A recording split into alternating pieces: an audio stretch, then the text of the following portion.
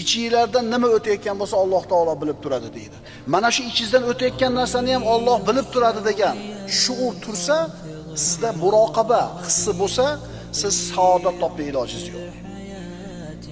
Allohni har bitta narsani bilib turishini bilishing lozim bo'ladi, vojib bo'ladi.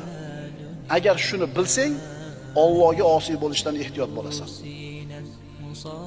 Alloh bilan bo'ladigan muomalamizdagi muvaffaqiyatni, yutuqni siri ayni mana shunda. Qaytaraman, Alloh bilan qilayotgan muomalamizda yutuqqa, muvaffaqiyatga erishishni xohlaydigan bo'lsak, uni siri shunda.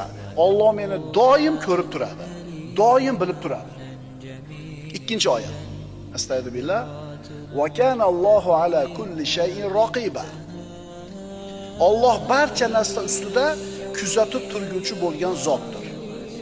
Hamma narsani Alloh taolo kuzatib turadi.